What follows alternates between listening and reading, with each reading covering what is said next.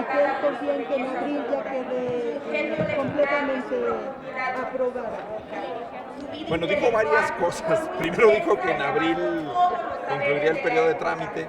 Dijeron que no alcanzaría en este periodo. Yo también lo veo difícil, sinceramente, que en este periodo alcance. Pero bueno, yo qué diría, esa reforma no tiene ninguna posibilidad de pasar. Yo creo que vale la pena irle poniendo fin a esta especulación. La reforma creo que fue un absurdo, una ocurrencia del director de la Comisión Federal de Electricidad. Es imposible de darle cumplimiento a esa reforma en los términos en los que los están planteando, porque la Comisión Federal de Electricidad ni siquiera tiene la capacidad de producción, de distribución de esos números que la reforma plantea, sobre todo sostenido en el largo plazo, sobre todo porque ha aumentado la demanda de energía eléctrica y además el autoconsumo, el autoabastecimiento es incluso anterior a la reforma del 2013. Eso es una mentira. Y el autoabastecimiento es una cuestión que le ayuda muchísimo al Estado mexicano porque son inversiones que el Estado mexicano no es capaz de hacer, pero además inversiones que sobre todo se dan en energías limpias, en energía solar, en energía eólica, en la generación fotovoltaica de energía eléctrica, y nosotros creemos que esa reforma no tiene más que un pedacitito bueno, que es el tema de las concesiones de litio. En eso Movimiento Ciudadano está de acuerdo, en que se debe de poner un interés nacional por encima del otorgamiento de las concesiones de litio. El litio va a ser un recurso estratégico los próximos 30 años. Esa es la única parte que salvamos de la reforma. Y esta desinformación que si pasa, que si no, que si en este periodo, que si después, ¿de dónde puede venir todo este ruido? Pues creo que se ha montado un circo alrededor de la posición del PRI. Yo saludo mucho la posición del grupo parlamentario del PRI en el Senado de la República. La senadora Claudia Ruiz Massieu hizo una postura, la verdad, que me parece sensata. Escribió un texto, un artículo de opinión muy enérgico.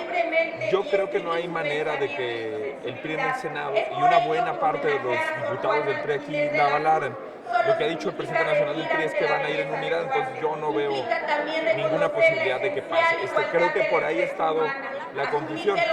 Y además, entre más la estudias, entre más la analizan especialistas, nosotros hemos platicado con gente del PRI, con especialistas que estuvieron en las anteriores administraciones por parte del PRI en la Comisión Federal de Electricidad, en la Comisión Reguladora de Energía.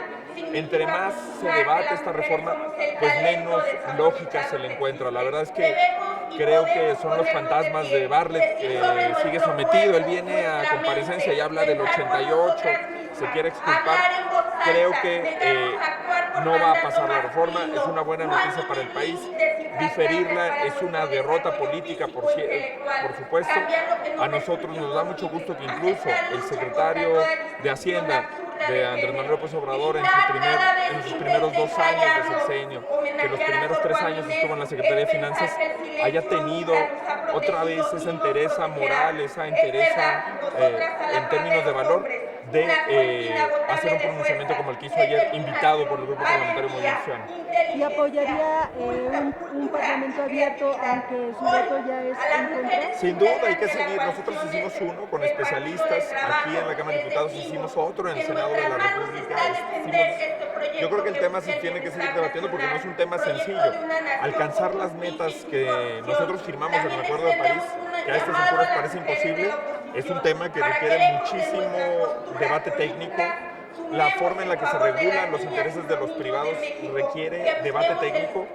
Yo creo que los parlamentos abiertos ayudan mucho, pero hay que entender que el parlamento abierto quiere decir tomar en cuenta a quienes vienen.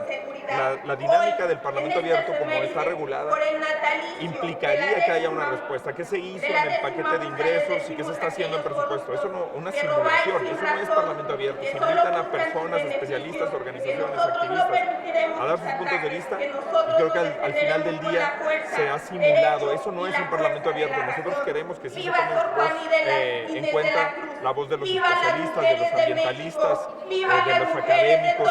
Por supuesto que eso siempre beneficia una decisión colegiada y una decisión de un poder como es el Poder Legislativo. Diputado, sobre el presupuesto, el bloque opositor ya va a presentar un presupuesto alterno. Se ve una discusión muy álgida, muy fuerte. de varios días incluso. Sí. ¿Cómo va a tomar este movimiento? Pues va a ser una discusión tensa. Yo sobre el presupuesto creo que es un presupuesto inercial.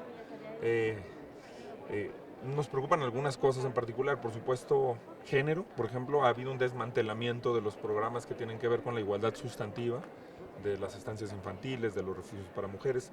Medio ambiente, ha habido un desmantelamiento de instituciones como CONAMP, como CONAFOR, como Profepa, que son estratégicas y que además representan poco cultura. Ha habido un desmantelamiento de la política cultural del gobierno mexicano, pero creo que en general, en la fotografía macro, es un presupuesto inercial que tiene mucho que corregirse y que se parece mucho a los presupuestos de Peña Nieto. Al final del día se prometió cambiar un modelo económico, no se cambia, se prometió poner primero a los pobres, no estamos viendo eso, y creo que es un presupuesto continuista. Y sí, pues seguramente nos vamos a volver a desvelar aquí, a dar una discusión intensa, pero no le veo una posibilidad de rectificación. Veo a Morena demasiado cerrado.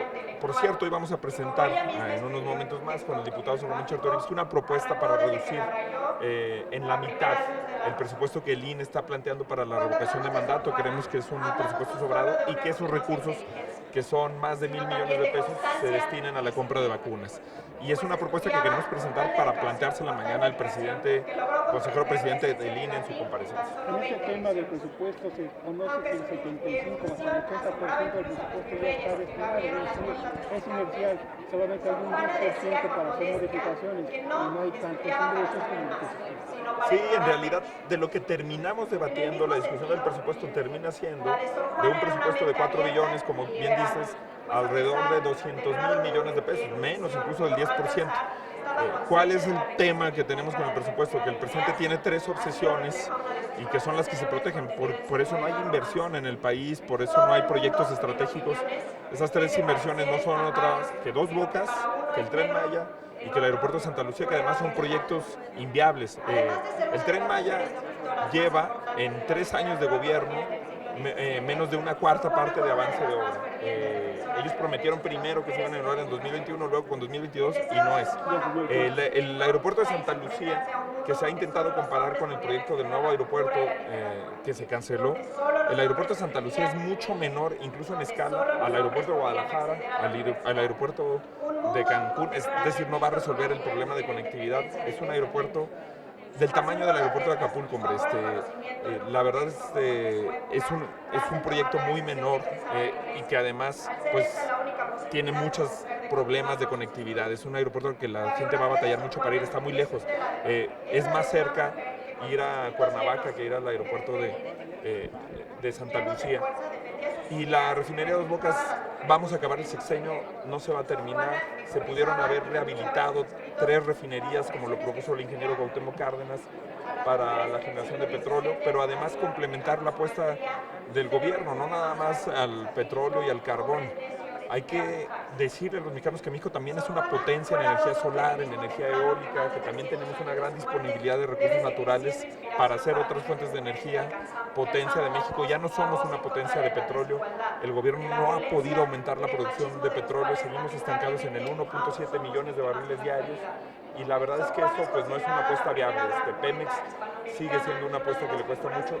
Entre Pemex, Comisión Federal de Electricidad y estos 3 proyectos se llevan todo ese presupuesto, entonces no queda nada que discutir. Por eso se elimina Fortasec, por eso se elimina estancias infantiles, por eso se eliminan una serie de programas para tratar de alcanzar los proyectos del presidente, que no se ve cómo. ¿Y qué es más viable, invertir en la refinería de Deer Park o en el sector agropecuario mexicano?